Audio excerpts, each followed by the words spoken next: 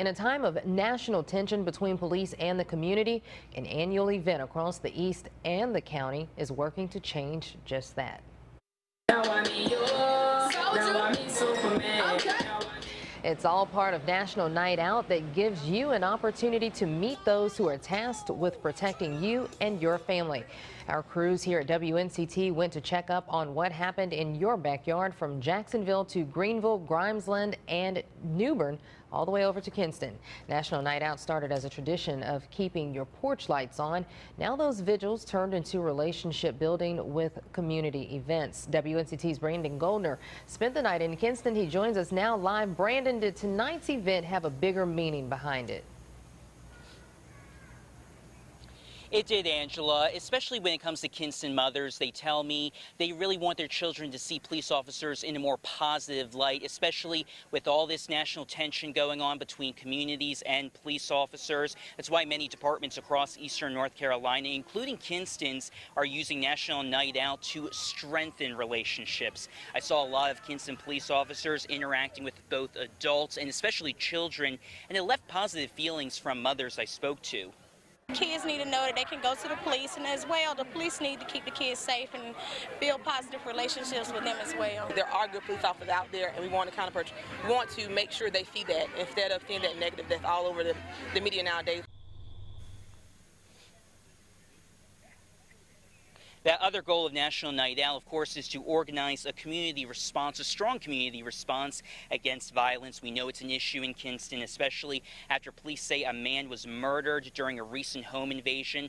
I also got the opportunity at National Night Out to speak with members of Kinston's gang unit. A couple months ago, I rode along with them during one of their night patrols. They tell me they've been seeing get a bit busy in the past couple weeks with crime, especially people shooting into people's homes, though one officer tells me that they're starting to see that slow down. Live in Kinston, Brandon Goldner, 9 on your side.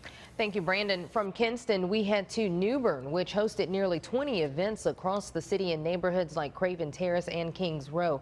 And at Trenton Court, the resident council says this is the most important event of the year. Organizers say they take pride in their relationship with New Bern police. Part of the efforts include getting people in the neighborhood trained during the department's Citizens Academy. And the National Night Out events carried over in Greenville, where the city officials there show the community who's watching out for them. Now watch me whip. Now watch me nay-nay. Okay. Now watch me whip. Thousands of people turned up for the event in Uptown and saw Interim Chief Ted Sauls showing off his skills outside of the department. Mayor Alan Thomas spent the evening there as well. The event comes after Greenville police announced that violent crimes in the city are down 6% this year. And police at Hopkins Park hosted their first National Night Out this year. The community just off Evans between Arlington and 14th Street celebrated with free food, bounty houses, and some fierce dance battles. The Pitt County Sheriff's Office and Grimesland Fire Department hosted a joint event and shared the night with children and their parents. The event featured free food, health screenings, lots of fun with a bouncy house and cornhole, and even a pony. Kids at the event said maybe one day they'll be behind the badge hosting events just like this one. I'm going to be a fireman.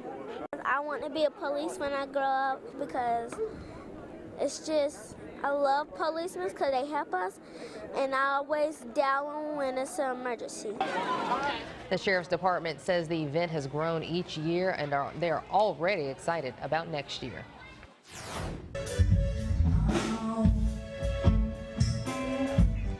In Jacksonville, families braved the rain to stay out and connect with officers. People still got their face painted in the muggy and rainy weather. Those who attended say events like this are reassuring.